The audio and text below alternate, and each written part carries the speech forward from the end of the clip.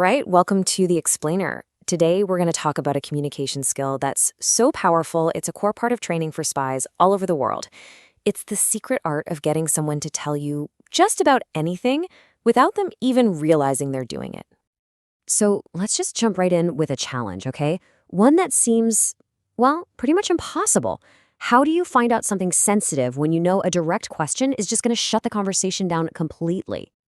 So picture this. You're in a grocery store, right? Standing in the produce section. An employee is stocking oranges. Your mission is to find out in about a minute exactly what they make per hour. Now, the first thing you'd probably think to do is just ask, right? But we all know how that goes. It's rude, it's awkward, it's a huge social taboo. You're going to get a weird look, and that conversation is over before it even started. Dead end. But what if you tried something different? Instead of asking a question, you make a statement. A confident statement that you know is totally wrong. You just casually walk up and drop this little fact you supposedly read somewhere. And boom, there it is. That's the magic of elicitation, right there. You didn't just get their wage, $14.75, you got a bonus answer. You found out what managers make too, and you didn't even have to ask for it. Best of all, the whole thing felt like a normal, friendly chat. So, what is this thing really? Let's give this powerful technique a name, because its uses go way, way beyond the grocery store. Okay, so the official term, the spy term, is elicitation. It's designed to feel just like a regular conversation, but underneath, it's strategically guiding the other person to share information. And there's a reason intelligence agencies rely on it. It just works. And you could really see the difference when you put it side by side with an interrogation. An interrogation asks direct questions. And what happens when you do that? People's walls go straight up.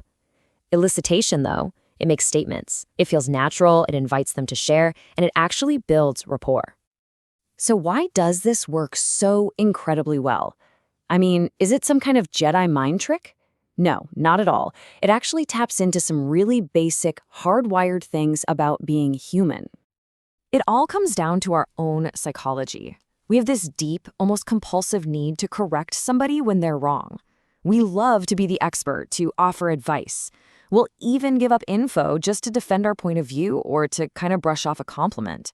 Elicitation basically just opens the door to these natural human tendencies. Okay, so you get the theory. Now let's get practical. Let's open up the toolkit and look at a few specific techniques you can literally start using today. First up, we've got my personal favorite, and it's the one we already saw back in the grocery store. It's called citations. This one is just so versatile. And the reason this works so beautifully is that it doesn't feel like you're prying at all. You're just, making conversation. Oh, I heard somewhere that you give them a perfect, socially acceptable reason to jump in and set the record straight. So let's say you want to know when a new project is launching. You don't ask, you just say, oh yeah, I read you guys are launching that in November. It doesn't even matter if you're right or wrong. They'll almost always jump in and say, oh no, it's actually in June. And just like that, you have your answer. All right, technique number 2. This one comes straight from the FBI's playbook. Hostage negotiators use this all the time. It's called verbal reflection. This is so simple, it almost feels like cheating. All you do is repeat the last few words they just said, maybe with a little upward inflection. It shows them you are hanging on their every word, and it creates this little conversational vacuum that people feel a natural urge to fill with more details. Just look at this example. The suspect says, they kept telling me no.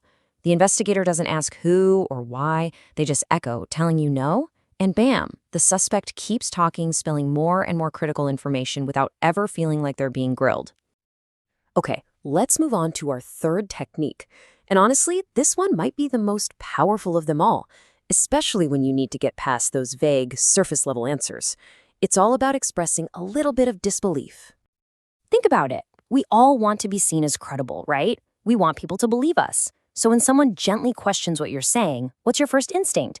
It's to prove them wrong, to give them more facts, more data, more anything to convince them you're telling the truth. So check this out. Your client says something general, like, yeah, sales have spiked. Instead of just nodding, you push back gently. Wow, that's great, but man, with this economy, I'm hearing everybody is struggling. And see what happens. They feel challenged. They feel the need to prove you wrong. And they do, by giving you the hard numbers and facts they'd never share otherwise. So once you start getting the hang of these techniques, you begin to realize something. this isn't just about gathering secrets or getting the upper hand in a negotiation. It's about something much deeper. It's really about connection. When you make someone feel truly heard, when they feel like they can talk to you without being interrogated, something amazing happens. A little switch flips in their brain, and you build this incredible foundation of trust and openness. You become someone they can really talk to. And if there's just one thing you take away from all of this, let it be this quote. It is so, so important. The more sensitive the information you need, the fewer questions you should ask.